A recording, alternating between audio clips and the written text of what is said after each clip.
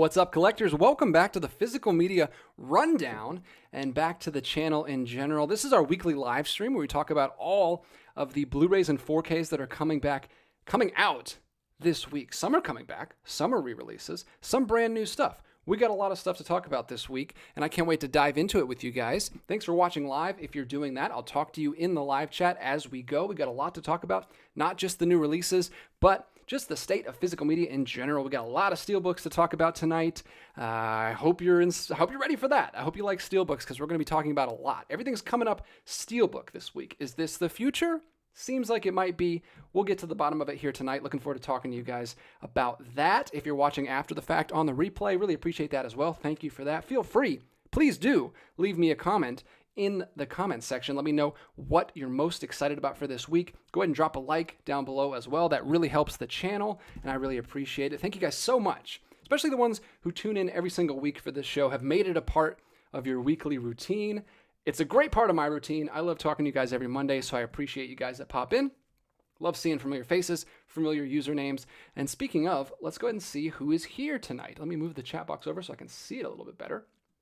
We've got Mark's Movie Menu. Says he's got a glass of Cabernet, a bag of Cheeto Puffs. He's ready. Wow, I'm a little bit jealous. I don't have either of those things. I just have a mug of water. It's a very cool mug, though, from my friend John. It's a TCM mug from the Classic Film Festival that just happened a couple weeks ago. I sadly missed out. I wasn't able to go. I had a wedding to go to, but it was actually a really good time. Let's see. We've got internet user here. Mr. Jones is here. My Lionsgate limited 4K of The Conversation has finally come in. Can't wait to check it out tomorrow. Wow. Very cool. I was tempted by the big Studio Canal box set. I love those Studio Canals. Kevin House, good evening, fellow wallet sufferers. I feel ya. Exactly. That's a great name. It doesn't really roll off the tongue, but it's very accurate. Michael Smith, vamonos. Doug Waddle, hello everyone. Elijah says hola. Look at this. We're so diverse here at the Films by Color live streams. Mr. Jones says, is anyone going to take advantage of the Criterion Collection 30% off sale this month? Have a couple of GCs and may pick up gift cards for those of you not in the know. Choose Me and Night Moves. Hey, go for it, man. I myself will wait till the July 50% off sale because I'm cheap. But feel free. If you got the extra 20% in your wallet, go for it. Jeffrey Patron is here. Big Al is here. Carrie Witt is here. I feel like I haven't seen you in a while. Good to have you. Good to have you. 12 Pack 96. How's it going, DJ? It's going great. So far. Haven't messed up anything yet. I'm sure I will. I'm sure I'll pronounce many names wrong. I'm sure I'll maybe say a title wrong at some point here. Jeffrey says, love that VistaVision shirt, man. Hey, thank you. Thank you. I've been wearing it all day. This was also a gift from John when he came back from the TCM Film Festival. I love it. I also like green. I don't have enough green in my wardrobe. Dwayne The Rock Hudson. What's up, everybody? Who else is on an Eric Rohmer kick right now? I am not, but I wish I was. I always would love to be in an Eric Rohmer kick. I think I'm going to wait till summer. I'm going to make it an Eric Rohmer summer, as you do, as you should, every year, because he makes the best summer films ever. And I've got some more that I need to check off this year. Lots more. So I got to get to that. But I'm glad you're having an Eric Rohmer kick. That's awesome. 12 pack. Big preach on the 50% off Kino Lorber sale news. I'll have to take advantage of that. You're welcome. You're welcome. If big preach means thank you, then you're very welcome. Very last minute, Barnes & Noble contact just reached out to me like over the weekend and was like, hey, we're having a sale if you want to make a video. So I had to throw that together real quick. I'm hoping I can work with them and get some giveaway copies for you guys later on in the month or maybe in the next couple of weeks, because usually we have a better plan going into these, but this one was just kind of whoosh, last minute. I didn't even know it was happening until this weekend. So sorry about that. Sorry. I wish I could have given you more of a heads up. Let's see. Okay. I'm going to jump off right there. That's a good place to stop. Let's go ahead and dive into the new releases and, we'll come back in. We'll check in with the chat, see how they're doing as we go. They're very talkative this morning, so I'm already behind, unfortunately. But if I miss anything, please go ahead and don't spam me. But put it back in there again once I look at it, because I gotta hop over and do my job here. We're supposed to be looking at new releases, and we've got a doozy right here at the top: Captain America: Brave New World. Now, what would they like? 5 years ago, this would have been big news. Everyone would have been going crazy. A Marvel movie, a new Marvel movie, 4K, Steelbook version, blah, blah, blah. Now, I don't hear anyone talking about these at all. I stopped. I think the last one I saw was Spider-Man No Way Home. That kind of killed it for me. But I was one of the, I don't know. I feel like there was people that held the torch longer than I did. But now everyone's dropping off, man. People not excited about this one. This is the new Captain America film, obviously, starring Falcon. It still says Cinematic Universe Edition, which is interesting. Like, are they releasing ones that aren't in the Cinematic Universe? I don't know why they ever started doing that. They dropped off for a while, and now they brought it back. Now it's on the bottom instead of the top. No consistency with these guys. But we got a 4K, we got a Blu-ray, we got a digital copy, and a slipcover. Not always guaranteed from Disney these days. Sometimes Disney just does a steelbook. Usually for high-profile stuff, they do a couple versions. But a slipcover is not guaranteed from Disney these days. I feel like that is few and far between. But we've got the slipcover version. We've also got the steelbook version that I put in the thumbnail, but I probably shouldn't have because it doesn't read well in a thumbnail. It's very hard to see.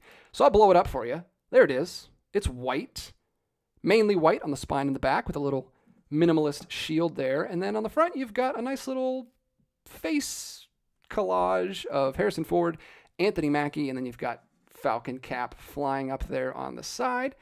It's cool. It kind of reminds me of the Winter Soldier Civil War end title sequence where they kind of go with that certain style, the red, white, and blue duotone. It's kind of cool. It's all right. I don't hate it. I don't love it.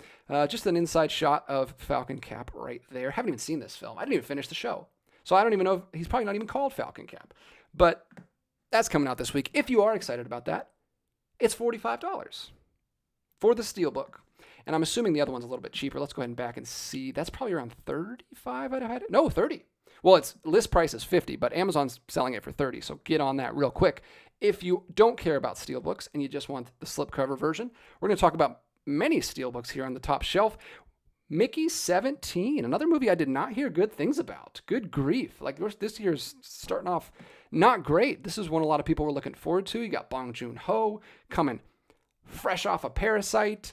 He's probably made a movie in between there, but everybody loved Parasite. Best Picture winner. This is a 4K and a digital 4K, no Blu-ray. And then you've also got, coming hot off of Batman, Robert Pattinson. I say hot off of, that was like 5 years ago now. But it feels like it was just yesterday to me. And this is apparently not the best. Not great. A lot of people aren't digging it. But if you did, if you're one of the ones that dig it, it is $25 on Amazon right now. I always forget to do like links in the chat, links in the comments for you guys. I'll try to remember to do links after I turn the stream off. Can't guarantee, but check the pinned comment down below and I'll try to get links down there so you guys can grab these quickly off of Amazon. We've also got a Steelbook version of Mickey 17. Basically the exact same artwork on the front. This is a gigantic image on Blu-ray.com. Let me zoom out. There you go. I like this one better. I like this better than the Captain America one. It's got kind of a theme going through the whole Steelbook. It's got more of a design to it. I feel like they actually did some work on this one. It kind of breaks out of the poster a little bit. There's some stuff going on the back, a couple different shots on the inside. It's okay. I like it. I haven't seen the film. I don't know if I'm going to like the film or not. Apparently, it's not clicking with a lot of audiences. But that's Mickey 17. Sci-fi film, space adventure film. I'm sure there's a lot of social commentary in there because it's Bong Joon-ho. But there you go.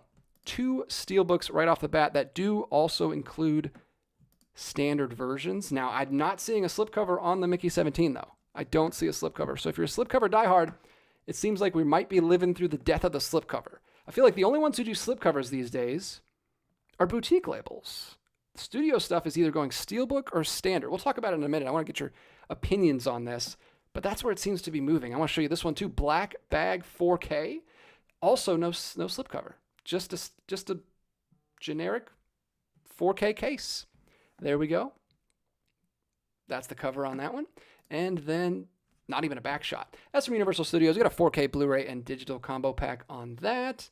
That is a little action thriller by Steven Soderbergh. Hadn't even heard that was coming out.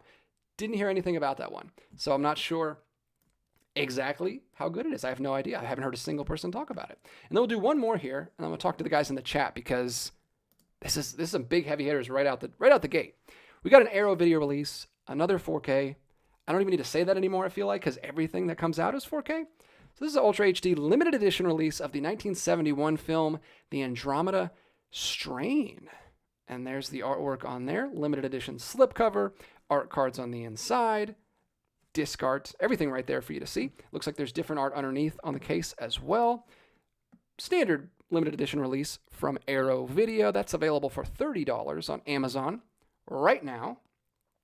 And it's about a team of scientists who work feverishly in a secret laboratory to discover what has killed the citizens of a small town. Very brief synopsis, that's all you get. But that is a Robert Weiss-directed sci-fi mystery thriller film. A lot of thrillers going on in this first roundup of films. Let's go ahead and talk to you guys in the chat, see what you're talking about, and then we'll get back to our conversation about Steelbooks and where the industry's going. It feels like studios are getting on the bandwagon and going either Steelbook or Standard Edition. Ironically, though, I feel like it's a little weird that boutique labels moving away from Steelbooks. I know Shout Factory still does Steelbooks every now and then, but I can't think of another boutique label that still does Steelbooks. It seems like they're different things. Studios and Steelbooks are putting out very different kinds of packaging these days.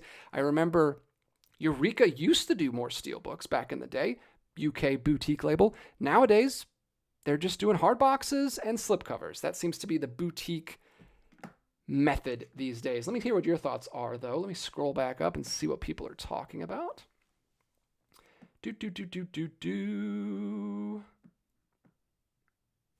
I've heard this. So Dance Den says Brave New World is a stinker. Carrie Witt says Thunderbolts is quite fun. I've heard that. I've heard it's actually pretty good. That is the first one in a long while that I'm actually probably going to go see. Maybe take the wife to. I miss it. I'm kind of sad because that used to be a thing that me and my wife did. We used to go see all the Marvel movies together, and we haven't done it in a while, and I kind of miss it. So that one we might go see. We're actually trying to find time in our schedule to go see that.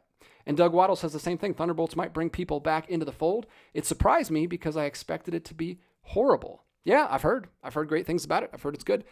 I'm slouching to try to reach my microphone, so I'm going to raise my mic up a little bit.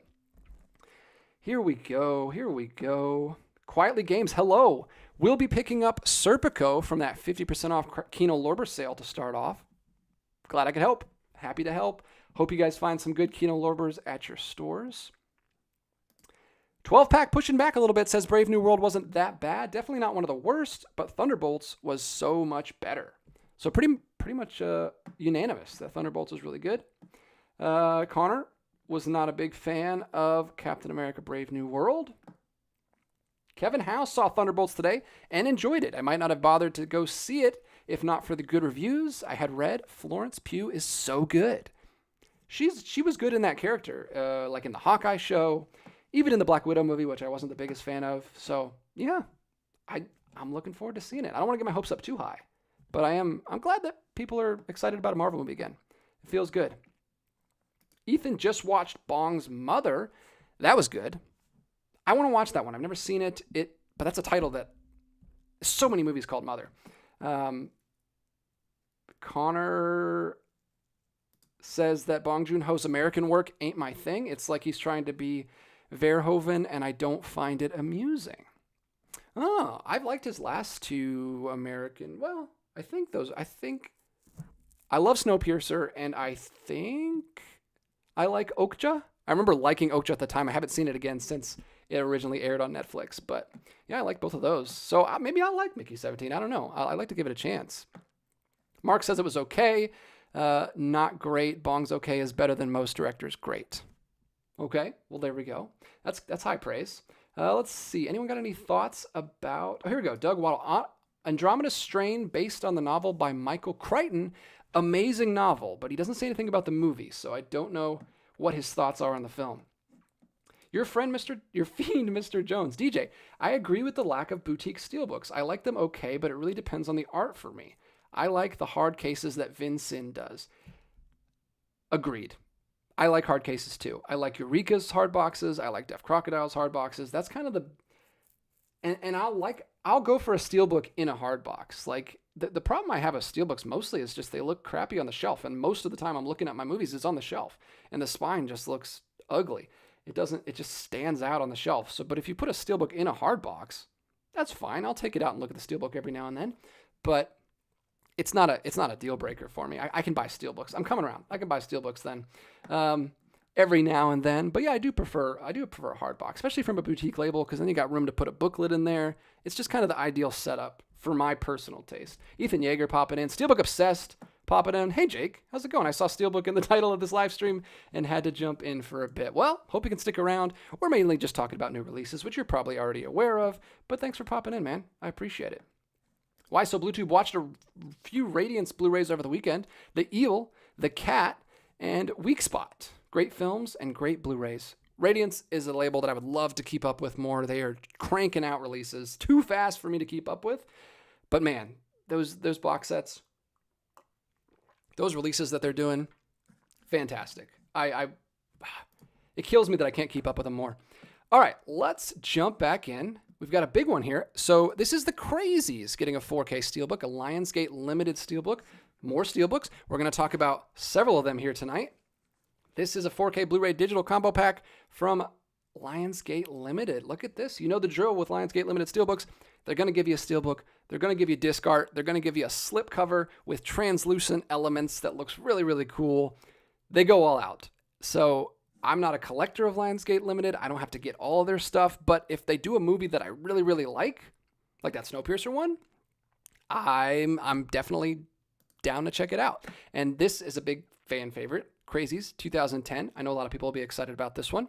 I've not seen it, and it doesn't really seem like my kind of thing, but maybe I'll check it out. Let me get the price on this because I know Lionsgate has been dropping their prices. Oh, they don't tell me the price. I have to go to Lionsgate Limited website. But I hear the news is that they're dropping their prices back down because they hiked them up real high. Everybody kind of got mad on the internet. So I think they're dropping them down to around $35. Don't quote me on that, but I feel like that's what they're sitting around at this point. But you got to buy them on Lionsgate website. Not available anywhere else, except for the ones that are Amazon exclusives. It's kind of confusing. Being a collector is confusing. But this one is a Lionsgate limited exclusive, so you got to get it from their website. Got no qualms with the artwork. The artwork, well, I don't like the little big L that they keep putting on all of them, but I guess it's your thing. You got to have a brand. It's okay. It's fine. But I do like the artwork. I love that they get original commissioned artwork for all of these. And I love that they do interactive slipcovers that like react to the artwork. Speaking of Steelbook Obsessed, he's got a lot of videos of showcasing that interactive artwork, and they're always a good time to watch. So that's the Crazies. Let's go ahead and jump into the other one from Lionsgate Limited. While we're at it, it's Kick-Ass getting a 4K Blu-ray. Now, Kick-Ass already had a 4K Lionsgate Limited release. I think it was a 4K. Maybe it was just a Blu-ray. I know it was a while ago. It was back in the Best Buy days. I didn't pick it up, and now it's kind of expensive on eBay, so it's really cool for most of us that they're re-releasing this. The collectors might not be happy about it, but it is a different Steelbook, I think. I'm not 100% on that, but I feel like it's a little bit different. They try to mix things up a little bit, but there you go. I like that. It's cool. It kind of looks like a Photoshop action, but it's fun. It's some original artwork on there. Artwork on the inside, artwork on the disc. Looks like it's just a single disc. Am I right about that? Yeah, 4K and digital. So no Blu-ray on that one. No extra bonus features disc, but really cool artwork. Again, limited to the Lionsgate Limited exclusive website, so you got to buy it from them. I don't have the price on that. If anyone knows the price, go ahead and drop it in the live chat because I would want to give that out. But yeah, it's pretty cool. Comic book films, not doing well in the theaters, but making a resurgence on the boutique label circuit. We have Danger Diabolik coming out this year. I just learned earlier today that we got The Phantom coming to 4K as well from Kino Lorber. Both of those from Kino Lorber. Lots of good stuff. Can I get a Rocketeer? I almost said Rocket Man. Can I get the Rocketeer? Can we just get the Rocketeer on 4K, Disney, please? Can you make that happen? What else do we got here? Let's go back a little bit. Back it up. We don't usually talk about series, but this is related to a movie, so I'll throw it out real quick. Dune, Prphecy, 4K, the complete first season. I was riding on a plane recently, and the woman next to me was watching this movie, or this show, and it looked cool visually. I'm sure it doesn't hold up to the films. It's not Denis Villeneuve, but I don't know. Is it good? Is it worth watching? Let me know. I'm not really like dying for some Bene Gesserit lore or anything, but if it's good, I'll check it out. And if it's not too many episodes, 6 would be ideal. I don't like to go higher than 6. I can't commit to TV. TV's too much. I am watching the 4 seasons with my wife though. First TV I've watched in ages. But that's coming out this week. We've also got a Blu-ray of May coming out from Lionsgate Limited. Here's the slipcover on that. This is Vestron Video. It's listed as Lionsgate Limited. It's a whole different thing. Spy number 32 from May. Look at that. They're putting their Lionsgate Limited logo on the bottom there. Going forward, look at that. A Blu-ray and a digital. dark humor horror film from 2002, according to Blu-ray.com. That's a throwback. Vestron Video, a label I have not gotten into at all, but I know some good folks on YouTube that give them a lot of high praise for that label. It seems like it's serving its niche very well. But that's it. That's a lot of big stuff. Let me talk to the chat real quick, and we'll get back into it in just a minute. Trying to move quickly because we've got a lot of stuff to talk about this evening. Holy smokes. See what people are saying here. Oh, thank you, Steelbook Obsessed. I'm glad he mentioned that. I'll talk about that in a minute. Let me scroll back up. Man, you guys are talkative this evening. I'm gonna fall behind. Ooh, tough question. People asking me Steelbook questions. I'm just going to jump in right here with the master of Steelbooks himself, Steelbook Obsessed. The crazy Steelbook looks amazing in person. The disc art might be my favorite part, though. Wow, you don't hear that a lot. You don't hear disc art being someone's favorite. That's pretty cool. Very jealous of Jake. He gets a lot of this stuff in before it's even out. Like I said, this doesn't come out until tomorrow. Jake's already got one in his hand, and he's probably done a video about it. So go check it out because his videos are very entertaining. We got Warbreyer. Just bought the last Radiance title I didn't have, the Hotspot, off of eBay. Congratulations, my friend. That is quite a feat because Radiance has a ton of titles. I'm very jealous. I'd love to have a complete Radiance collection. I don't think it's ever going to happen. So many of them are out of print, and so many of them don't necessarily appeal to me right off the bat, but who knows? I like to give them a chance. They're just cranking them out too fast. I'm way behind. I do have the Hotspot, though. That's one that I actually do have in my very small Radiance collection. It's Not Chris says, favorite Steelbook you own. Oh my. Hoy. The Ran Steelbook. I'm going to go with Ron, excuse me. That one is just amazing. Like it's so beautiful. Everything about it, the front, the spine, the back, the slipcover, like incredible. And that was an early Lionsgate Steelbook. That was like, I got that from Best Buy back in the day. I say back in the day, it's just like 2 years ago, but it feels like forever ago. Check that one out if you haven't. It's really good. I know, Adam. The Radiance Die Gothic set is amazing. I want that one. That's on the top of my list. I think I saw it's only $57 on Amazon. I'm just having to slow down. So much stuff is coming in, and it's piling up. I actually have a big stack of stuff right off to the camera over here. I was trying to shoot a video right before I started just because I got so much stuff here that I haven't been able to unbox yet. So I'm going to be shooting a collection update either right after this or maybe tomorrow morning because I've got so much stuff piled up. So I gotta get caught up. But yeah, those Radiance box sets, there's like 3 or 4 of them that I would love to have in the collection. It's too much stuff. There's too much. I can't keep up. I'm into too many labels. I need to really limit the amount of labels I'm into. I just opened these two right before I started this live stream. We got Arbalos Films here, The Bloody Lady. We got Delicatessen here from Severn Films. Like just beautiful releases coming out from everybody. And I can't keep up. Mark, DJ, if cost is not the issue, definitely get Studio Canal's release of The Third Man. Lionsgate Steelbook is very underwhelming. I'm not going to say anything. All I'm going to say is there is no issue with that because just stay tuned. Stay tuned. We may be getting a video about that Third Man from Studio Canal very, very soon. It may have already been taken care of. So hold on to your socks. Why So Bluetooth? Lionsgate Limited is supposedly releasing Way of the Gun and possibly Frailty 4Ks for pre-order tomorrow. I heard that. I was watching my guy, Mid-Level Media, Ken, cranking out the movie news. Love that stuff. Watching his stream just before I got on here, and he mentioned both of those, so I'm excited. I'm looking forward to it. Steelbook Obsessed also says the original Romero Crazies is great. The remake is decent, but has a couple of fun kills. So not big on the movie, but he loves the Steelbook, and apparently the disc art is killer. I'm going to have to watch your short about that. And Steelbook also says the new kick-ass Steelbook unmasks the superheroes with the slip. The original kept their masks on. Okay, see, that's pretty cool. See, I appreciate that. When they change things up for the second round, it makes it good for everybody. For the ones who got the original and maybe want to get both, and for the new guys, you get something extra. Look at that. So the masks actually come off. I wish I had a view of that. I don't have a view of that, but I'll have to check that out on the website later or on Jake's video because I'm sure he will definitely show that off. He likes unveiling people's faces on Steelbooks. Man, we are crunching for time here. You guys are... I need to do 2 live streams is what I need to do. I need to go through the new releases on one and then just talk to you guys on another one, because you guys are bringing the chat this evening. Let me scroll back. Let me go back here, talk about a few more releases. We've got Better Man coming out from Paramount Pictures. Look at this. Look at this. Paramount Presents. I love these. I think I just found one of these recently. It's coming in an upcoming video. Stay tuned. But look, Rolling Stone, Better Man. This is the original poster when you open it up on the slipcover. There's the inside artwork. There's the front of the slipcover. There's the disc art. Paramount Presents is a really solid boutique label. Half studio, half boutique. I appreciate their stuff. They're kind of competing with Warner Archive and I guess Lionsgate Limited, because they're kind of part of a studio but also part of a boutique label. Let me see if I can get a better image of this one for you. There it is. Didn't see this film last year. Heard good things about it. I think it only got nominated for special effects, if I'm right about that. But this is Paramount Presents Spine number 48. It's a 4K, a Blu-ray, and a digital copy. These are great. I love these releases. I have no issues with the releases. Another one that I just can't keep up with, though. They're already on Spine number 48.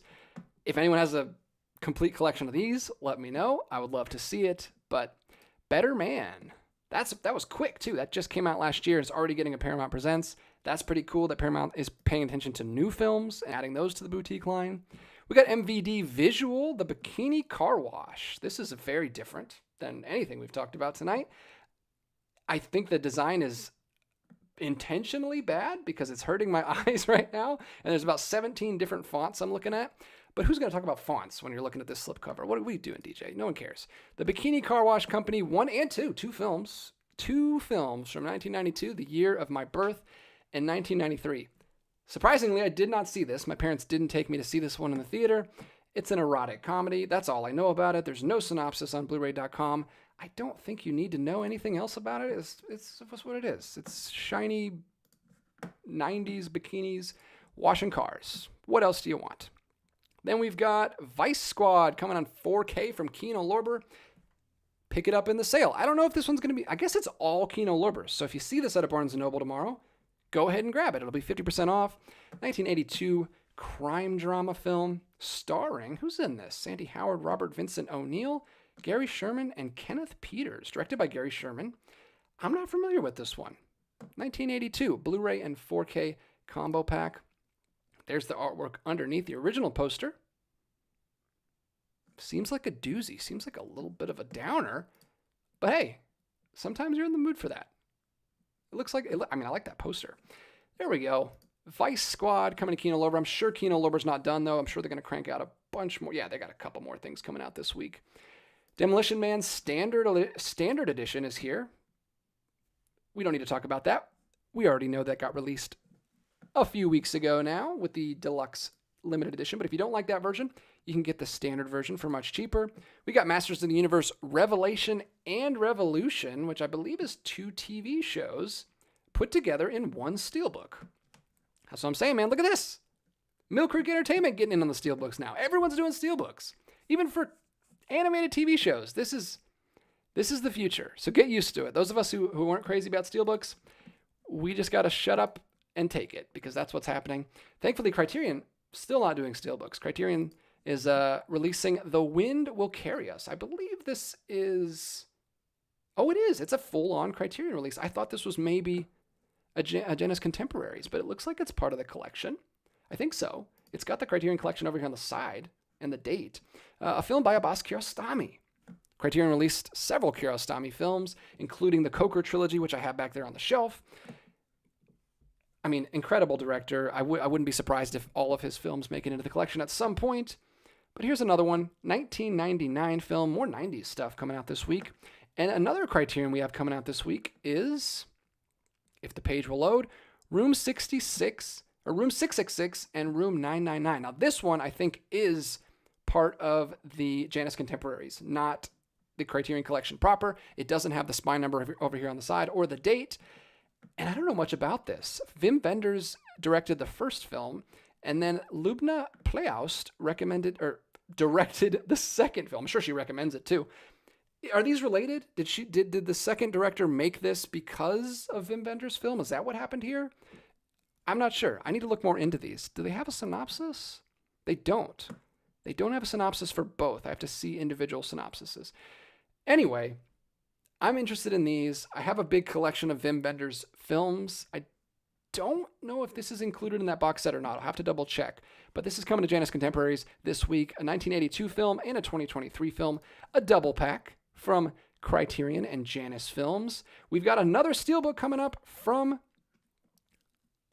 Walmart and Shout Factory here that I'll get to in just a minute. And then we'll talk to you guys a little bit more here. Let's pop back. Let's see what people are saying. I don't want to leave you guys behind too long here. Let me scroll back up all the way up to where I was. I'm never going to find it. Let me just jump in right here. Mr. Jones, Conclave reminded me a little of 12 Angry Men. I liked it quite a bit. I saw that. I like that movie. That director doesn't seal the deal for me. I didn't like his previous film either. I feel like the books are probably so much better. That's what I get from watching his movies is like, man, the book is probably way better than this. I know the book for All Quiet on the Western Front is way better because I've read that book and it's one of my favorite books, and I don't think he adapted it very well at all. But yeah, 12 Angry Men, I heard that was like one of the biggest Letterboxd reviews was 12 Angry Cardinals. So yeah, I think a lot of people had that with that film. Movie Matt, film buff. Oh, we got another Matt in here. Just watched Heat and Public Enemies yesterday. Wow. Well, thanks for popping in. Thanks for not watching Heat and Public Enemies tonight. Thanks for popping in. And maybe hitting the like button if you want to, if it's not too much trouble. Adam Kinnear. Speaking of Kurosawa, I just watched his first film, Sanshiro Sugata, today. Not his best, but good for a first film. I would love to watch that. I like watching debut features. That's a big interest of mine, liking to see where directors start from. I just watched Pasolini's first film, Akatone. We talked about those. Thank you guys so much for the kind words on the Pasolini retrospectives that we did. I know that's not everybody's cup of tea. Did not get highly viewed on the channel. Not a lot of people interested in long-form analysis and conversation, but those of you who did watch it seemed to be very positive on it, and I got a lot of nice comments. So really appreciate it. I really enjoy doing that kind of stuff. Unfortunately, I don't have as much time to do that. It takes a lot of time. I basically had to put the channel on hold for a couple weeks to make that happen, but it was fun. It was a lot of fun. Jake from Steelbook Obsessed and Tony from Basement Blues have the most Steelbooks. Oh, yeah, absolutely. His collection is insane. Warbear, DJ, have you any info on Deaf Crocodile re-releasing their VSOOP titles? I know they've announced the Pied Piper. Oh, interesting. Well, they released like 3 or 4 a while ago, and I didn't hear that they were doing Pied Piper. That's really cool. No, I don't have any insider information. They don't talk to me.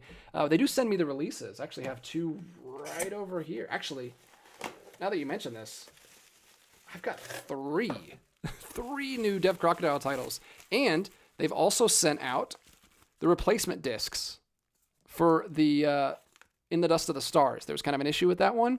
So they've sent out the replacement discs. I got mine, and I've got the 3 new titles there. I'm a little behind on Deaf Crocodile. I gotta apologize to those guys. I gotta get caught up. I gotta watch those.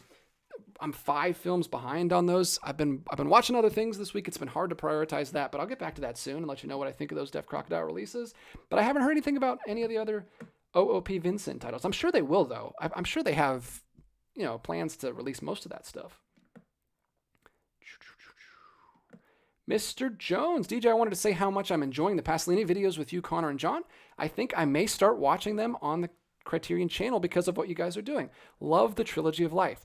The Trilogy of Life is amazing, but it's very different than the rest of his films. And I say that in the videos because I want to make that clear, because I also love the Trilogy of Life, but I love the other films that he makes for kind of different reasons, because they're very different. But yeah, I loved going through Pasolini's films. I'm glad you enjoyed it too, Mr. Jones. It was a very good experience. I'm glad I went through those. I'm glad I finally did it. I'm glad I pushed myself and watched through all 9 of them in just a week and a half. So it was a lot, but it was totally worth it. Hope you enjoy the rest of that conversation. Movie Matt says my Baby Driver Steelbook is my personal favorite. I think I know which one you're talking about. Is that the pink one? That's a really, really cool one. I don't think I own Baby Driver. I need to finally get that on 4K. It's one of my favorite movies, and I don't own it. I need to do that. I need to look up what the best version of that is. Maybe this one that you're talking about. Maybe this Steelbook. Did it get a 4K Steelbook? Mark says, I heard rumors that Paramount is moving in the direction of Steelbooks. That would make perfect sense. It seems like everybody else is, especially studio-wise. So we'll see. That would be interesting if they continue their Paramount Presents slipcovers, because they're the only ones doing those kind of slipcovers right now. So that'll be interesting to see. Roland, feels pointless to pick up a Paramount Presents release when Vinegar Syndrome and Criterion are releasing the same titles with more special features. Fascinating. I would love to know which ones that's happening with. I didn't realize that was happening. I will have to look into that. Paramount Presents, yeah, they're kind of bare bones. They're very minimal. Maybe an audio commentary, maybe an interview, but not a lot of special features. I was under the impression that Paramount was locking down their titles and keeping them for themselves so they could do the Paramount Presents. I didn't realize Criterion and Vinegar Syndrome was getting in on the action. That's pretty cool, but also confusing for us collectors because we got to decide which one to get. Jeffrey says, I love Paramount Presents design layout. I have their releases of Last Train from Gun Hill, which was another VistaVision release from John Sturgis, VistaVision. Cool. Yeah, I love Paramount Presents. They're not my favorite. I don't like the uniformity of the silver spines. They kind of just get lost back there in the colors, but I do like the releases. I like that some of them are exclusive. Some of them get re-released as standard edition, so it's not very special, but actually I wish they would keep consistent with that. I wish they would either release all of them as standards or keep them exclusive to Paramount Presents. I don't like because you never know. Should I pick up the Paramount Presents? Is it going to get a standard? Should I wait? You have no idea. It's all over the place. Oh, wait, I'm glad you said that. Internet user says that. Well, of course, right when I say that, the chat flies. I don't even know where that went. I completely lost that. Sorry, but they were saying that The Wind Will Carry Us is really, really great. So I'm glad someone's seen that and could mention that. Carrie Witt, thank you. DJ, just making sure you saw since you asked. Lionsgate Limited has Kick-Ass for $32 and Crazies for $34. So yes, a little price drop. That's actually better than I was expecting. I thought it would be $35. $32 is nice. $32. No, I don't need Kick-Ass again. I was considering double dipping for a second, but no, I don't need that film on 4K Steelbook. But that's a good price. If you do love that film, that's a really good price. Let's get back into it here with Kino Lorber, 4K restoration of Crack in the World. Not a 4K disc, it's a Blu-ray disc. But look at this. Thank God it's only a motion picture. Crack in the World. This looks like a lot of fun. I don't imagine it holds up great. Maybe it does. Maybe there's some cool special effects in this. But it's a disaster movie. I absolutely love the poster. The poster is insane. The poster is really cool. I'm glad they used that original poster for the disc. But yeah, sci-fi disaster movie directed by Andrew Martin, 1965. Looks like a lot of fun. Kind of looks right up my alley. $15 right now on Amazon. It's half off. It looks like Amazon is matching Barnes & Noble. Go to Barnes & Noble if you can. Please support brick and mortar stores. Don't go to Amazon unless you absolutely have to as a last resort. I, of course, try to go to Barnes & Noble when I can, and they can order stuff for you. But, if you have to use our Amazon overlords, go for it. I guess it's okay every once in a while, but I hate when they match. What? Like, come on. No. Like I say, you can't even let Barnes & Noble have a sale. You have to swoop right in and match the prices. I know it's good for international viewers. I actually, I support that. I like that international viewers are getting a chance to buy stuff, but I like to support brick and mortar stores. I like Barnes & Noble. Paramount Pictures is releasing season 1 of Landman. I have no idea what that is. Demi Moore, Billy Bob Thornton, John Hamm. I don't watch TV. I don't watch TV shows, so I'm completely in the dark on that one. But again, from MVD, we got Tunnel Vision, Collector's Edition, 1976. MVD, another label that I have never bought a release from. Vestron Video and MVD. I need to finally get in on these. Maybe this is the one I should get. It looks absolutely crazy. What is this? The Funniest Film of 1985. Limited edition slipcover, wrap A side, wrap B side. So you got alternate artwork on the case, and then you got a limited edition slipcover. Tunnel Vision. What the heck is this? A committee investigating TV's first uncensored network examines a typical day's programming, which includes shows, commercials, news programs, you name it. What they discover will surely crack you up. This outrageous and irreverent spoof of television launched the careers of some of the greatest comedians of all time. So it's a comedy. A goofy, spoofy parody comedy from 1976. And that's getting a release from MVD Rewind Collection, which is all over the place with their collection. They put out all kinds of stuff. We've also got a Blu-ray copy of Black Bag, which we talked about at the beginning. A Blu-ray copy of Mickey 17, a Blu-ray copy of Captain America Brave New World. I should throw those out there. It's kind of a given that they're going to get a Blu-ray, but I know some people don't collect 4K and they want to be made aware of those releases as well. So I'll throw those out there.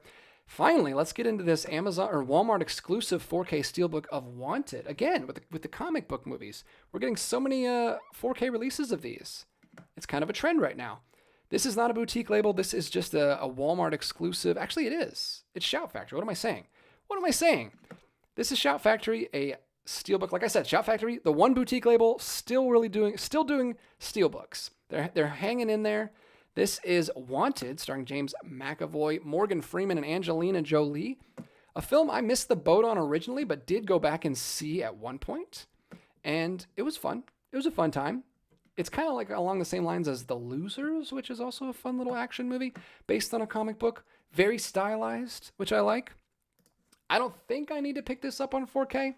I have a Blu-ray back there. That's probably good enough for me, but it is a cool steelbook. Look at the artwork on there. It's nice. I like that artwork. I don't know if I like it as the steelbook cover, though. It doesn't give me Wanted vibes. I know it's the curving bullet, but it doesn't make me feel like, it doesn't match the mood and the branding of that movie. It kind of feels like a totally different thing. But I like the artwork as a standalone piece. But there you go, 2008's Wanted, getting a 4K Steelbook. If you still have a Walmart that carries stuff like that, go check it out. I don't. My Walmarts are trash. We got Mad Max, 5-film collection, coming out again. This thing gets released every couple months, it feels like, so we don't need to talk about that. We got The End from Decal releasing, a 2024 brand new film. A mad apocalyptic musical masterpiece? What is this? This looks like fun. I don't know anything about this. Directed by Joshua Oppenheimer and starring Tilda Swinton and Michael Shannon. Oh, where's he been? I love Michael Shannon. That seems like a fun movie. I have no idea what it's about. Here we go. Here's a whole synopsis. You ready for this? After decades alone, a wealthy family living in a salt mine encounter a stranger. I'm sure a lot more happens than that little tiny synopsis. It's a musical, apocalyptic, mad masterpiece. Like, that seems like a lot of fun. So many movies came out in 2024 that I feel like nobody told us about. I didn't even hear about that. Decal releasing, coming through with that release. That's a lot of fun. Let me know if you've seen that one, because that sounds kind of intriguing to me. We are in the middle of musical May right now. Me and Grace watching through as many musicals as we can. We just watched The Bandwagon last night.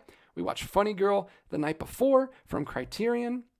We also watched Annie Get Your Gun. We've been going all over the place. All different decades with our musical watching this week. Hopefully, we can do like a wrap-up video at the end of the month and talk about what we watched. Maybe I should work that in there. That looks interesting. It's called The End from 2024. All right, just a couple rows left. My voice is starting to leave me. Like I said, I was recording videos before I started. So let's talk to you guys in the chat for a little bit. We're right at 45 minutes. We're doing good. We got about 30 minutes left. And then we'll wrap it up. Let's see what people are saying in the chat.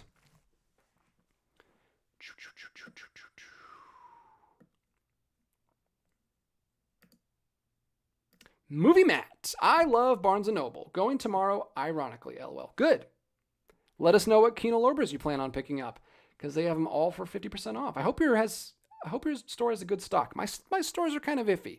They have some Kino Lorbers, not a lot. So I'm probably going to have to order some stuff if I do end up picking up stuff. I don't know how it's going to go. Baloney. After returning from Sweden, I did some Criterion buying. Honora, Picnic at Hanging Rock, Life During Wartime, Chilly Scenes of Winter, Wanda, and Salesman. Wow. Came back from Sweden with a hankering for some Criterion. I am glad you're back. Glad you made it safe. Hope you had a fun time. And hope you have a good time watching through those Criterions. There's some good picks in there. Dan's Den. Tunnel Vision was part of the trend of 70s skit movies. The Groove Tube and Stop It or You'll Go Blind are also part of that pact. Look at this. Dan's Den's got you covered with some movie nights. He's got a little triple feature there for you. Mark's Movie Menu. I like looking for slips at Barnes & Noble sales. Online, it's like a box of chocolates. Exactly. That's true. That's one negative of online. You never know if it's going to come with a slip or not. It is nice to find it in stores. When I found that The Man Who Shot Liberty Valance 4K in store with the slipcover a few months back when they were doing the Paramount sale, wow, that's living right there. Finding a slipcover in the wild. Patrick, I want to see the end. Oppenheimer's act of killing is one of the best documentaries ever, in my opinion. Another one similar to Shoah in importance and impact. Wow. That's brutal. Geez, I hope this isn't as bleak as that. But yeah, let me know how the end is, Patrick. I appreciate your thoughtful recommendations, because you always give me interesting stuff that no one's ever talking about. So I appreciate that. Carrie Witt, Kick-Ass and Wanted, written by the same dude. That's true. Mark Millar. Wrote the comics. I don't know if he wrote the screenplays, but yeah, that's interesting. That's actually weird that they came out the same day, even though one's from Lionsgate, one's from not Lionsgate. It's from Walmart. I don't know exactly who it's from. Let me see. Shout Factory. Duh. We already talked about this. How many times do I have to forget that Shout Factory's putting out Wanted? Shout Factory's putting out Wanted, DJ. Goodness. Let's see. Ooh, interesting. Dan Sten says, the end left me cold, literally and figuratively.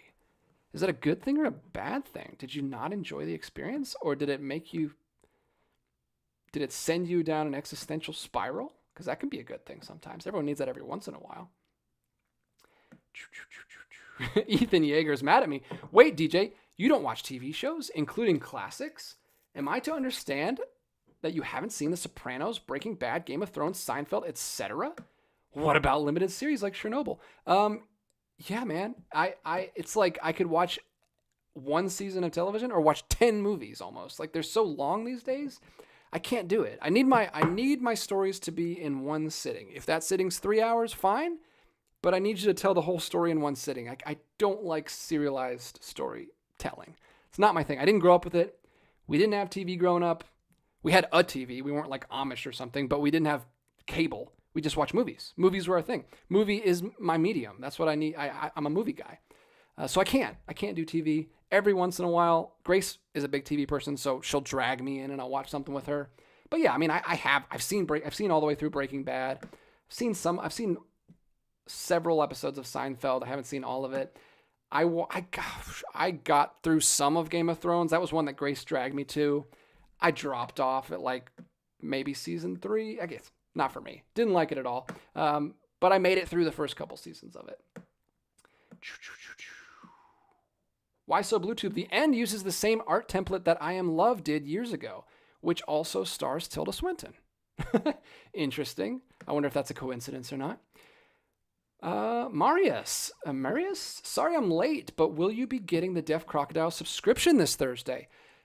I will not be getting the Deaf Crocodile subscription. I kind of have my own Deaf Crocodile subscription. Deaf Crocodile sends me the titles to review, so I have them, but I don't know what the subscription's like. I haven't used it. I don't know anybody that's used it. I'm sure it's a good deal. I love what Deaf Crocodile puts out, and they're kind of the most consistently inconsistent, if that makes, I don't know. I don't know what I'm trying to say. They're diverse in their releases. So if I was going to do a subscription, I'd probably lean towards Deaf Crocodile because it's always a surprise. You never know what you're going to get. And it's usually, if you don't love it, it's usually still interesting to watch. So I'd recommend it. I don't know what the price is or anything, so I can't fully endorse it, but I'm sure it's solid. I'm sure it's a solid lineup. Let's see. Carrie Witt, I did pick up several Shout 4Ks on the cheap. Red Dawn, Fargo, Streets of Fire, Rollerball, are all for around $15, $16 each. It's a good under-the-radar sale. Of course, Shout Factory's having a sale because everybody's having a sale all the time. I haven't looked at that at all, but maybe I will. Oh, I think I heard a little bit about that sale because the Studio Ghibli Steelbooks were on sale for like $16, I think. I want to eventually get those, but I just haven't pulled the trigger yet because I know once I start, I'm going to want to get all of them, and there's a bunch of them. So I'm holding off for now, but eventually I'll open the floodgates and start picking those up. All right, let's get back. Let's get back and finish this up, and then we'll talk in the comments or in the live chat like we always do.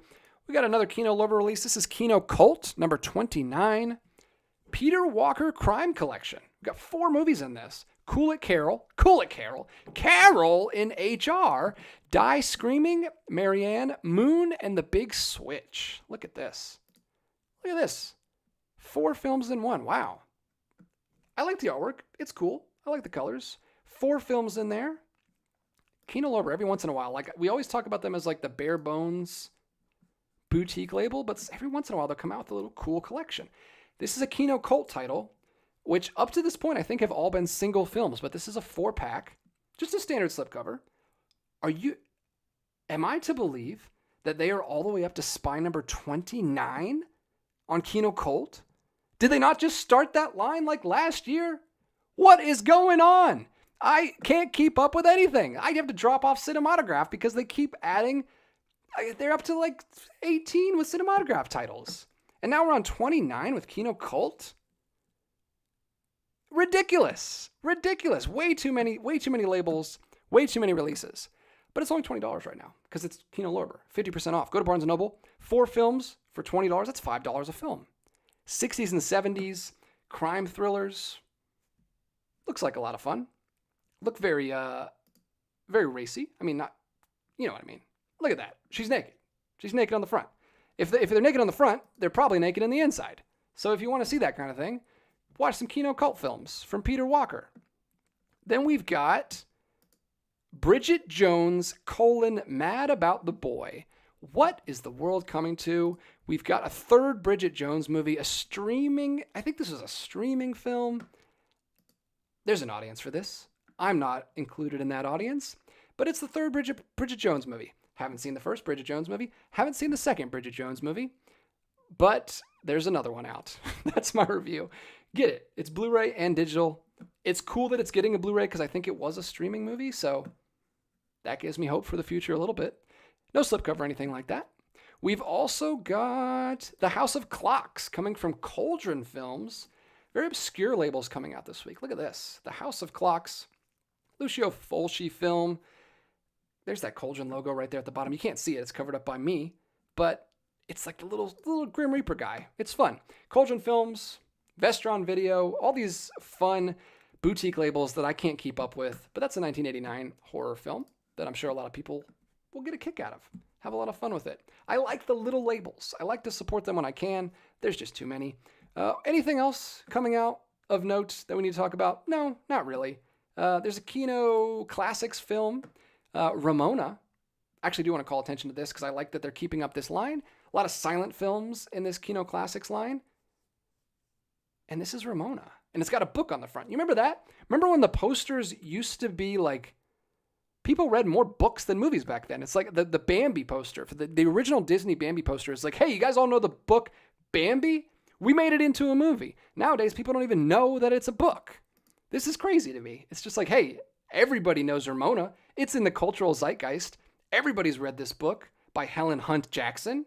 So come see the movie about it. People used to read books, guys. They used to do it. 1928 silent film based on the book. Ramona refuses to marry her step-adopted brother, Felipe. She runs away and is found by an American Indian that she falls in love with and marries. She has a son with her, Indian husband, but the husband and child both die. God. Spoiler alert. Ramona goes crazy with grief and runs into the wilderness. Felipe finds her, saving her life and bringing her back to... This is not a synopsis. This is the entire film. You've spoiled everything. Brings her back to health, and the two reconcile. There's the ending of the film. Thanks, Blu-ray.com. You spoiled the whole thing. 1928, Ramona. It's coming to Blu-ray. I like Kino Classics. I support Kino Classics. I support preserving silent films on Blu-ray. Do more of it. And then there's also a Captain America 4 movie collection coming out. The complete opposite end of the spectrum. You got both Captain Americas there on the front. It's ugly. It's hideous. But if you want all 4 films for the cheapest possible price, no, my God. It's not even cheap. It's $50. $85 list price? What do you... I can't with Disney. I can't with you, Disney. This is preposterous. These films have been out forever. It's a 4-film ugly multi-pack, and you're charging $85. $85. That's enough. We're done. We're done for the night. I can't even look at you anymore. That is horrendous. It's egregious. It's egregious. Let's go back to the chat. And I've lost my entire audience. People dropping off left and right because I'm going on rants. Sorry, guys. I'm heated. I'm heated, but I'm cooling back down. Let's see what people are saying in the chat. Jump in right here. Internet user, the Criterion announcements for August should be this week. Should be. I'm hoping they are, because I'm going to be meeting with John, the guy who I always do the Criterion announcement reaction videos with. I'm going to be with him on Saturday, because Videodrome, the last video store in Atlanta, is doing a special event. They're doing a Cinematograph pop-up store, so I can buy Cinematograph titles in person. Actually, in person. They're going to have a little table set up, and they're going to be selling stuff. They're also showing Red Rock West at the Plaza Theater down the street on Thursday. I'm going to have to miss that, unfortunately, because my daughter is graduating from pre-K, which is apparently a big deal. And they've rented out a whole high school, and it's going to be a whole night event. So I'm going to miss that. But happily, I'm going to miss that, because I've already seen Red Rock West. I don't need to watch it again. But I am going to be there on Saturday. So if you want to meet up and buy some Cinematograph titles together on Saturday at Videodrome, let's do it. Come out. Don't be weird. Don't try to hurt me or anything. But if you want to meet up and you're cool, let's go. Bill Loney, after watching DJ's Kino Lorber Blu-ray and 4K Sale Haul Part 1, I went and bought the Little Fugitive set. The extras are worth the price alone. Thank you. You made it worth it. If one person buys something I ramble on about, it makes the whole video worth it. I appreciate that. Thanks for telling me. Kevin House, I love the bandwagon. The dancing in the dark segment in Central Park is one of the most romantic scenes in movie history. That is a great scene. Love that scene. Also, the noir musical, routine at the end, the closer, is so cool. It's a noir musical. It's amazing. I loved it. And the opening scene, where he's in that arcade carnival thing, and he's just tap dancing around. Fred Astaire. I'm a Fred Astaire stan. I love him. He's great. One of my favorites. And I think I might put him. I don't want to say this because everyone will get mad at me, but I think he might be creeping above Gene Kelly. I know. I'm sorry, but I just love Fred Astaire. He's so fun. He just looks like he's having so much fun when he's dancing. Baloney says, Sweden was awesome. The ABBA Museum was mind-blowing. Wow. I'm glad you had a good time in Sweden. I've never been. Hope to go someday. Not really at the top of my list. There's other places I want to go first, but it would be cool. I mean, I've never been out of the country before. I gotta go somewhere before I go to Sweden. Patrick Craig, has anyone else gotten the On the Silver Globe 4K from Tufan? Please tell me. If anyone has, let me know. I'm so on the fence. I feel like I'm teetering on the fence. I want to just dive in and buy all of their releases. If you don't know this is a tiny little label. Maybe the tiniest label of all. We've talked about a lot of small labels tonight. This boutique label only puts out films by one director. They're one director studio. They only put out films, and I'm going to pull it up actually because I kind of want to shed some light on this. They look like they're really, really great releases. On the Silver Globe 4K. He said Tufan? Is that how you pronounce it? There it is. So the site leaves a lot to be desired, and it's not mobile friendly at all. I tried to look at it on my phone. It's just the 1080p sitting on your phone. Look at this. They release beautiful box sets. This is On the Silver Globe from 1977. I'm not familiar with this director. I've never seen one of his films, but it's the same director who did Possession, so everybody knows him from that. It doesn't look like a lot from this image. It looks kind of just like a standard slipcase. But these are really nice, hard box editions. And inside, look at that. Look at that. It just looks like a little journal. These are very, and all of them look different. I'll show you the Possession one in a minute. Look at that. Look at all that stuff you're getting. Check it out. I'm not going to read through everything. This is Andrei Zalowski. Probably butchering that name. It's been a while since I butchered a name, so I thought I'd throw one in there. Look at these. This is awesome. They give you so many images of what you're looking at. You actually know what you're buying, which is really cool. The releases are pricey, but they're very, very premium deluxe looking. Each one is completely unique. They don't have a system. It's not just a standard slipcover or hard box. You get all these artifacts inside. I'm tempted to get on the bandwagon. These are really, really cool. 4K, numbered editions. They also have, let me look at their other releases, limited editions. Has anyone bought these? I want to know too. Answer Patrick Craig's question. Here's the Possession one. I've seen this one floating around eBay. I didn't know it was still in print, but it's actually only It's $80, like I said, but look at that. Look at all that stuff you get. I'm interested. I don't know if this director is going to like resonate with me or not, but these are crazy releases. These are limited edition. Just the fact that they only produce films by basically one guy is super bizarre, but I mean, they got a niche. They got a very specific niche. Beautiful. I mean, these look like kind of like Curzon box sets. They look like books. They look very nice, very expensive. This one's 60. Possession was 80. So yeah, they're very pricey. I would love to hear anyone in the chat who's picked these up. Let me know if they're worth it, because there's only a few. There's like 4, 5 maybe. Very tiny label, but very interesting.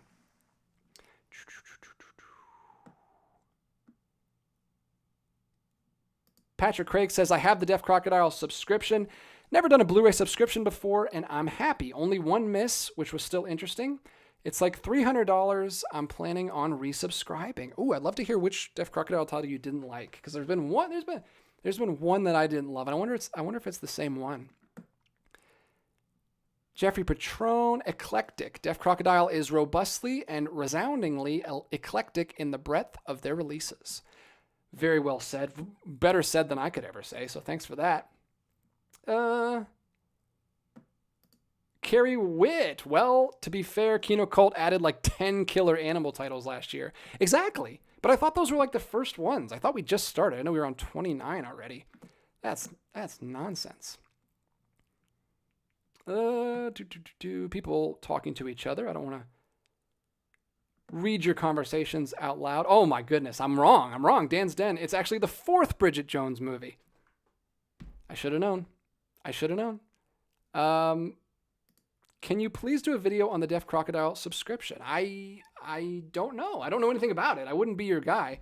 I can maybe do some research. I can maybe contact them and see if they would want me to do a video about that. I could look into it. I just haven't looked into it, so I just don't know. I would have to do research for that. Carrie Witt says, I will emphasize that people need to seek out Black Bag. Do not sleep on that movie. It's excellent. Superb acting and directing. Criminally underrated. Wow, that's pretty cool. I feel like there's so many movies slipping through the cracks these days. Movies I haven't even heard about.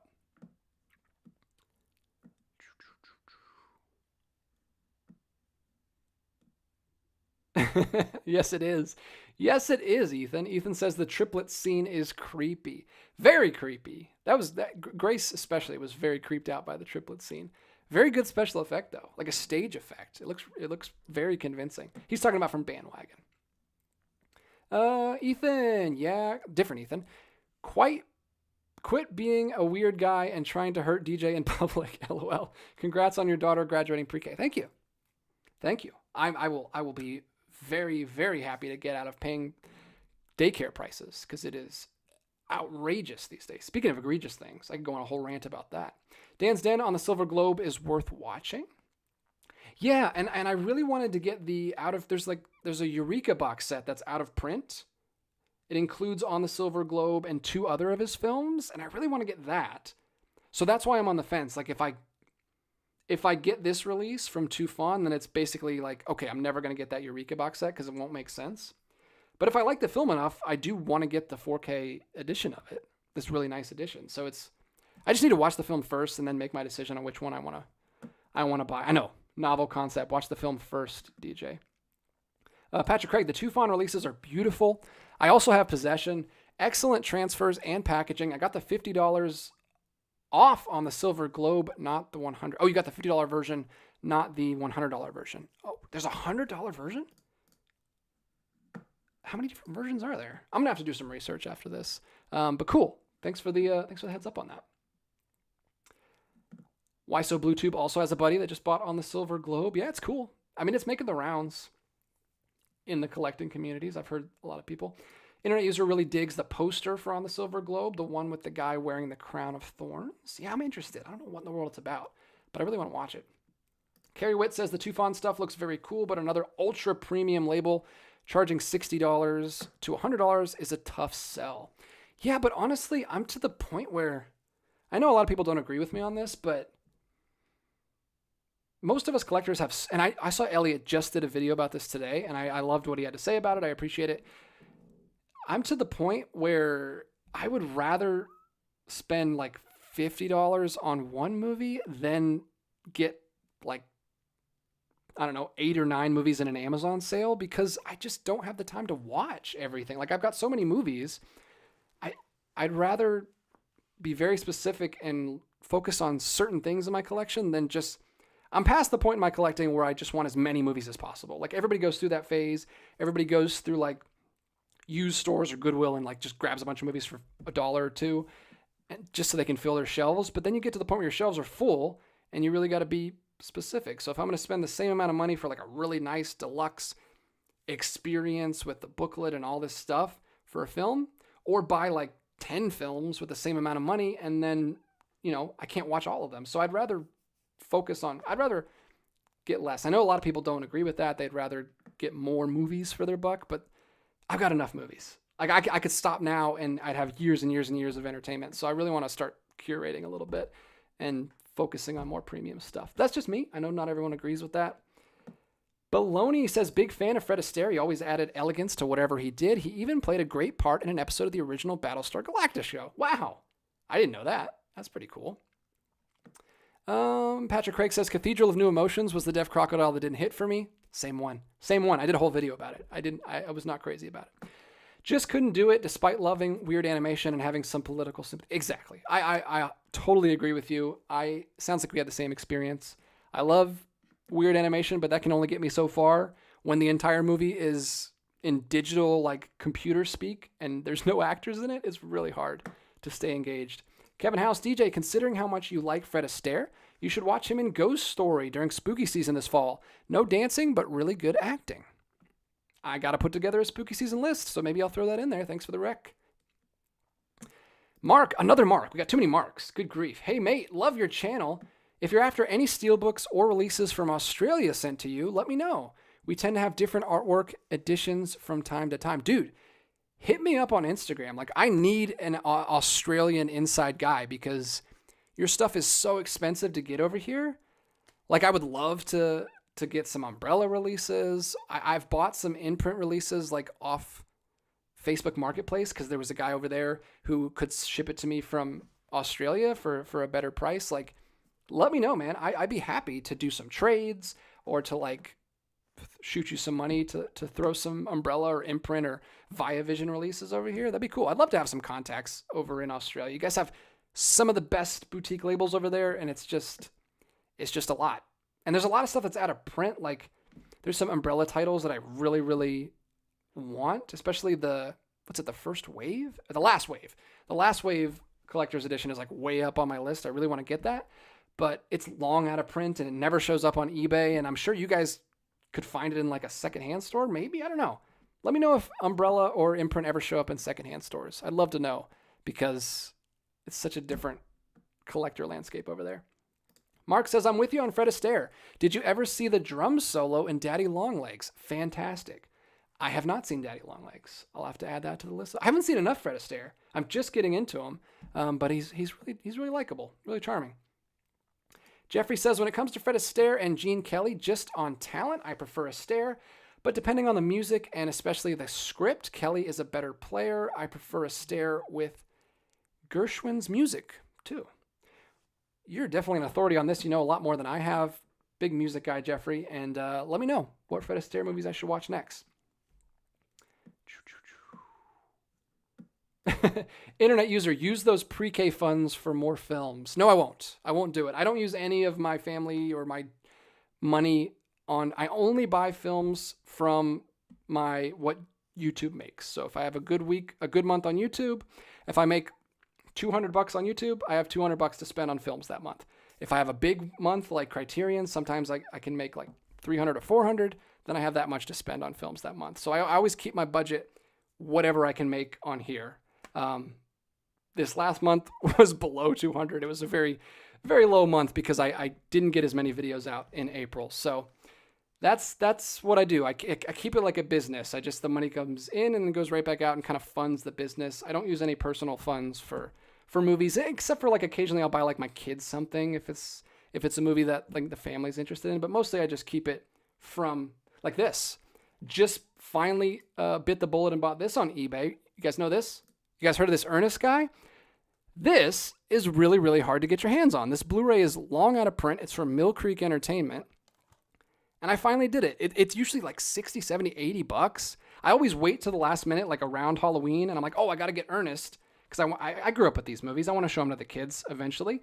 This one, for whatever reason, super hard to get your hands on. And I always forget and wait till the last minute, and then I can't afford it around Halloween time because I'm not paying 80 bucks or 60 bucks for an Ernest movie. But I finally remembered ahead of time, and I picked up in May Ernest Scared Stupid. I paid 40 bucks for it. I know some people will think that's ridiculous, but that's the cheapest you're going to ever find this. That's the cheapest I've ever seen it. It was $41, so I snatched it up, and I'll hold on to it till Halloween and watch it with the kids. But yeah, I bought that out of the old YouTube fund, even though it was for the kids, because I try to keep it contained. But I will really like having that daycare money back for other reasons. Maybe we can finally go on a vacation. Baloney DJs, just so you know, I have purchased many titles based on your postings. Never been disappointed yet. Keep up the great work. Thank you so much, man. That means a lot. It's a big responsibility, and I don't want to, because I'm the guy that comes on here and is like super enthusiastic, and I like being that guy, but I don't ever want to oversell something. Like, I don't want you to buy, I don't care if you buy anything. Like, I'm just sharing my experience with it.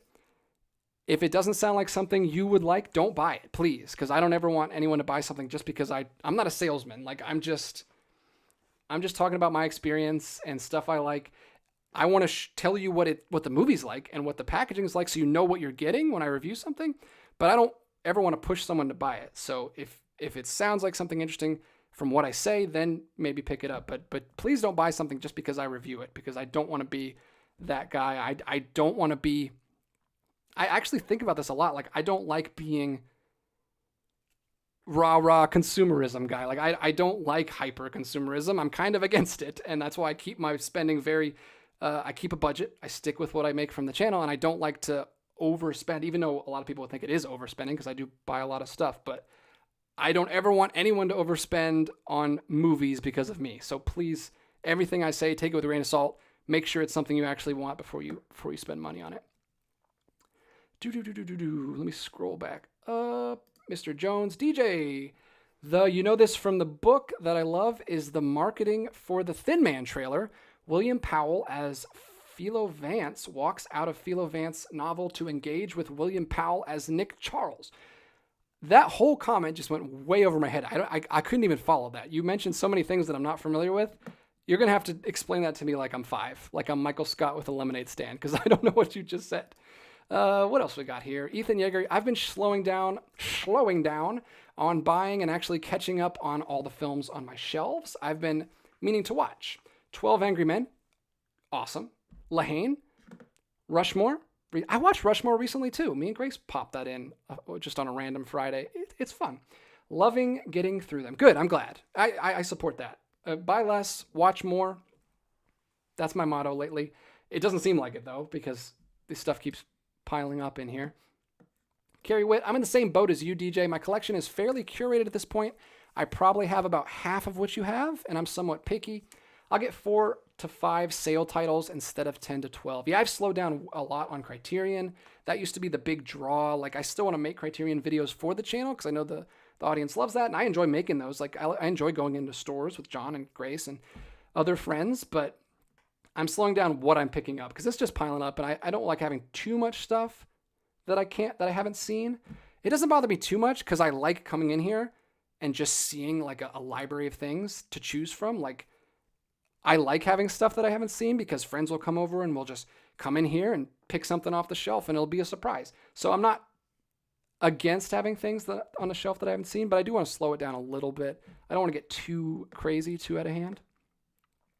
Dan's Den says Astaire was quite good in a later day dramatic part in the post-apocalyptic drama On the Beach. Fred Astaire getting a shout out this week. I didn't mean to start a whole thing, but I'm not mad about it. Ethan Edwards, I wouldn't get any of the Ernest movies back when they used to have them on at Dollar Tree. Yeah, I wouldn't expect any adult to like the Ernest movies. It's just a nostalgic thing for me. I watched them with my kids growing up. I watched them with my brothers and my family growing up. It was just a fun thing. And I have fond memories of it, so I'm going to show them to my kids. It's a weird thing because there's like this, he is earnest, as you would think. He's a very earnest character. There's a lot of good qualities about the character that I think is good for kids to grow up with. But the world around him in his films is always like very nasty. I'm noticing this as I rewatch them. Like everyone else is like super nasty and mean to each other and calling each other names. So there's like a weird line you got to walk of what age to show them. I showed them Camp. I feel like I showed them Camp a little too early. I think Christmas is a good one to show them. Saves Christmas. We watch every year. That's great for kids. Camp and Jail and even Scared Stupid is a little, I might have to wait a year or two for the kids, but he's a great character. And the other thing is you kind of have to be a pretty small kid to appreciate the humor. So I got to walk that line and see where it goes, but we'll see when I decide to show it to him. Carrie Witt, tomorrow's headlines: Screw Romare. DJ's favorite movies are the Ernest movies. No, I have a soft spot for him, especially like, I think Camp, Scared Stupid, and Christmas, like the first three, they jump off a cliff eventually. Like Africa and Army are terrible. I would never buy those, but just these three are on Blu-ray, so I'll grab those three. That's fine. Actually, I wish they would release Christmas on Blu-ray. It doesn't have a Blu-ray right now. Internet user, if only these streams could be filmed in VistaVision. I would be embarrassed if these were on film. Like I look at my analytics, and the fact that so many people watch me on a TV is already very disturbing. Like I don't want anyone watching me on a TV. Please watch me on your phone. I don't want to be blown up to a TV. Patrick Craig, yes, this is my one consumerist vice, and I definitely have mixed feelings. The archivist in me wants to get everything, but the anarchist in me disagrees. LOL. I have the same thing. Actually, watching through Pasolini's films was hard because I know he would have so many problems with the way that the current collecting climate has gone and how much money we're spending on movies. Part of it's cool because you are, preserving film and you're getting you're personalizing your collection. It's art, and you're actually pursuing good art when you do this, but also there's just so much consumerism in it. It's tough. Everyone's got to find their own balance. Like you said, it is the one thing I spend money on. Like I don't spend money on anything. I'm still rocking the same Chuck Taylors that I've been wearing since like my senior year of high school. I never buy new shoes. I never buy clothes. So I buy movies. That's like my one thing. And now I have like a stream of income that's kind of keeping the hobby going. So I feel better about it, but sometimes you'll just have those existential days where you're like, what am I doing, man? Why do I have all this plastic and cardboard on my shelf? Why so Bluetooth? Curate, don't collect. It's a great motto. Another great motto. I agree. Baloney. Suggestion for everyone. Please click on the thumbs up for DJ right now. Good night, everyone. Thank you for going out with the bang. I would appreciate it. We're almost at an hour 30, so we're wrapping up. We are wrapping up the evening. Let me know if you have any other questions. Yeah, I haven't really answered any questions. You guys have been easy on me tonight. Throw some questions at me. Let's finish this up. We got 10 minutes left, and then we'll call it a week for the stream. Dan's Den. Unfortunately, later day Ernest movies post-Disney are absolute garbage. Looking straight to video films, and Ernest in Africa is a war crime. Slam Dunk Ernest is one of the greatest sequel titles ever. Yeah, Slam Dunk Ernest was one of the ones we actually had as a kid. That's a weird one. Super bizarre, but it was fun. It was fun watching with the family. Marty says the Ernest Saturday morning show from the late 1990s, Hey Vern, It's Ernest, was great. I'm mostly just in awe of that Ernest happened. It's one of those things that like could never happen again. It's basically like if Jake from State Farm or Flo were making commercials for everybody. Like if you don't know the history of the Ernest character, like he wasn't a brand's character. He was just a household name that did commercials for everybody. He was doing commercials for like Sprite and Coke and coffee and everything. Like he would just do commercials for everything, like across the board. He was this universal character. He did so many commercials that he became, and it would be like if Flo or Jake from State Farm got a whole film franchise. They were so popular and so likable that they got a whole film franchise. And then when you look at Jim Varney, the guy who played Ernest, and he's like this theater-trained actor, and he's actually really good, but he's choosing to do this silly, hilarious shenanigans. He's like friends with Robin Williams. There's like footage of them like palling around at live shows and stuff. Like is fascinating. And he died way too young. He passed away.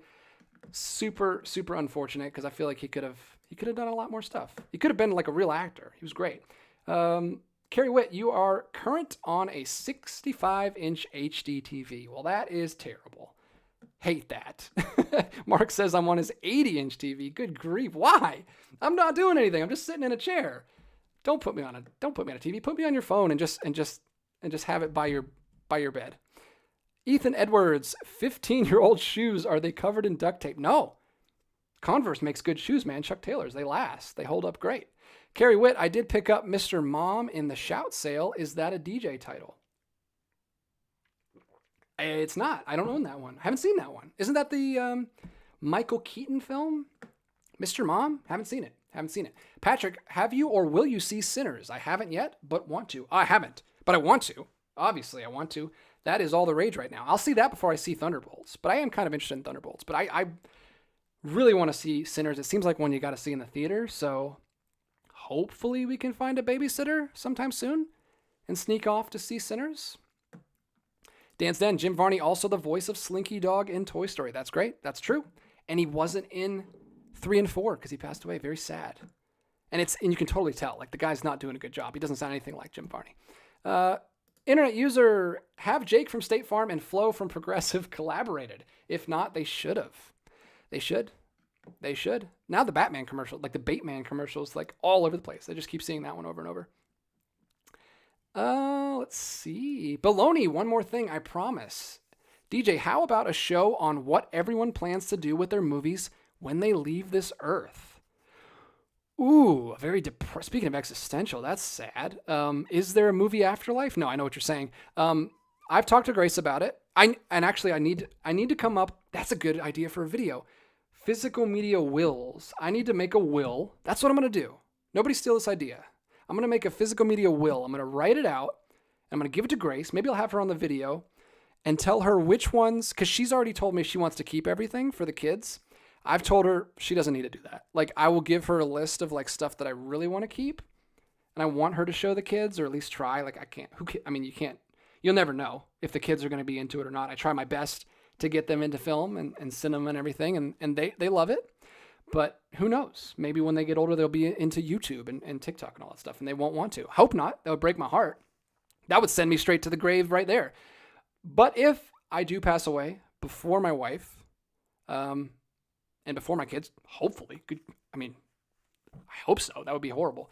But if I do, if everything goes according to plan and I die first, I will write up a list of the films that I want her to keep, which she said she will gladly do. She has no intention of like goodwilling all my stuff. Like some wives, as soon as they pass away, they just, it breaks my heart when I go to Half Price Books and I just see like a whole collection of books or movies. And it's like, oh, somebody's granddad passed away and they just dumped everything off. Grace said she's not going to do that. She intends to keep as much as she can, reasonably. And I'm going to give her a list of like my big things, my Eric Romer sets, my, Martin Scorsese stuff. I don't know. We'll see. I'll see what I would put on the list. I'll try to limit it to like a certain number, and then I'll give it to her, and she can have that. So when I do pass away, she can educate the kids for me if I pass away first. Patrick Craig, never saw any Ernest movies. Any George the Jungle fans? LOL. I loved that as a kid, and it holds up in my opinion. George the Jungle, sir, is right back there in the DMC Disney Movie Club exclusive section. John actually borrowed it just a couple weeks ago in April because he was doing Ape Reel. He was watching as many Ape movies as he could, and he wanted to borrow it, so I let him borrow it, and he watched it. And I think he had a good time. It's fun. It is fun. I remember watching that as a kid. Haven't watched it in like decades, though. But it'd be fun to go back to. It's weird. It's like, that's probably the first thing I saw that was fourth wall breaking. I don't know if I've seen anything before that, but it breaks the fourth wall. It's it's straight up comedy. It's a little parody. It's basically a Tarzan parody. But yeah, I haven't seen it in forever. I don't know if it'll hold up or not, but that's why we bought it from the DMC before they closed, because it was one that we both grew up with as kids. I remember back in those days, you would go over to people's houses and they would have like 8 movies. That's all people would have. Like they would have a TV and they would have a little shelf under the TV, usually with cabinets. And then you would open them and there would be like 10 movies in there. And that was one of the VHS tapes that my cousin had. Shout out to Mike. He had George of the Jungle on VHS. He also had 8 Mile. I remember that. Jeepers Creepers 2, which I saw way too young and scared the hell out of me as a kid. But yeah, everyone just had like their movies. Like nobody had this. Everybody just had like a few movies, and George of the Jungle was one that we would pop in every now and then. Carrie Witt says, my daughter is used to seeing you on the TV on Mondays. Wow, you blast me. Your poor family. Your poor family has to hear my awful voice. I'm sorry. I'm sorry, Carrie Witt's family. Internet user, you'll be glad to know I'm watching on my phone. Good, thank you. Still some decency in this world. Why So BlueTube says Thunderbolts was fun, so was Fight or Flight. Mark says, my favorite horror movies are about vampires, and Sinners is in my top 5. Wow. Super high praise from Mark. And he loves vampires. So I got to see it. I hope to see it soon.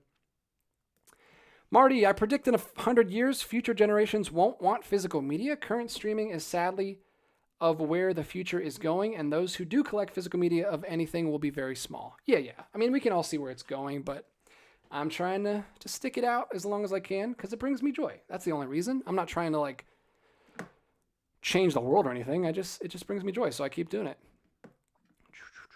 Carrie Witt says, I already have physical media will of sorts. Besides movies, I have a very large record collection. That's cool.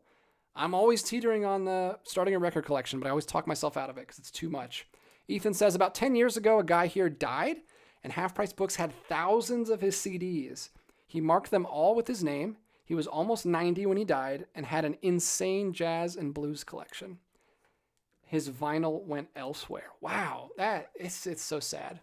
But I mean, in a way, he might be happy that all of his collection is giving joy to everyone else who's picking up his stuff. It's just sad that his family wasn't interested. I hope my family remains interested, but I also don't want to burden them with that. Like I don't want to force my kids to lug all this crap around every time they move if they're not interested. I'm going to try to make, interest them in film, but if they're not, I can't make them. I want them to live their own life. I don't want them or my wife to have to lug around, 2,000 movies every time they move somewhere. So I'll limit it. I'll keep it small and we'll see how it goes. But that's a good idea for a video. I'm going to try that. All right, wrapping it up. One more comment here from Mark. Although my granddaughter says I'm morbid, but I told her when I pass to make sure she grabs my collection before her mom sells them 10 for $1. Wow. So you don't have any kind of agreement with your wife? I mean, I think I do. Maybe I won't afterwards.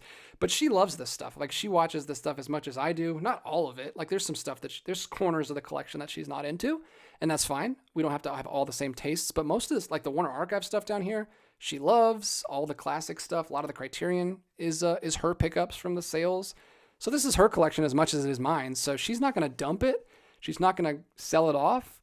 Well, I want her to sell off some of it, but for the most part, she's going to hang on to it and save it for me because that's our thing. It's kind of our special thing that we've been doing for over 10 years now. We met in 2014, immediately started watching movies together, and I got her into collecting. I turned her into a collector, and she's as addicted to it as I am these days. I mean, watch the Criterion videos. She's hunting like crazy and picking up stuff, and we'll throw it on the shelf and we'll get to it eventually, but we're not in a rush to see everything. Ethan Edwards says Grace is selling the Romare and buying a purse. No, Grace is not into purses. She doesn't buy purses very often, thankfully. She likes clothes, but she's not a shoe or a purse girl. Maybe jewelry. Maybe she can sell that Romer set and get some jewelry. And I'd support it. Although those two, I actually want to keep those two Romer sets right there. But other stuff she can sell. She can sell some of the more expensive stuff. But anyway, what a fun night, guys. Thanks so much. This was a good balance, a good mix of new releases and just talking to you guys, which I love. Like I said, I wish I could do 2 different live streams. I wish I had the time because I would love to just knock out the new releases in one and then talk to you guys for another hour, like by itself. That would be fun. Maybe someday we'll have the time to do that. Right now, I'm barely making it with the one live stream and a couple videos a week. I have been cranking out videos though. I posted like 4 videos in a row over the weekend. So hopefully you guys enjoyed those. Let me know in the comments what you think about the Kino Lorber sale and any of the other stuff I've been posting lately. I love talking to you guys in the comments down there. Enjoyed it, guys. Thanks for the great night. Let me find my outro music and turn off Ethan's comment here, and we'll wrap it up for the week. I'll see you guys next week, same time, same place, apparently on a lot of people's TVs, 9 p.m. Eastern Standard Time. Leave me a comment, hit the like if you can. I always appreciate it. And until next time, keep collecting.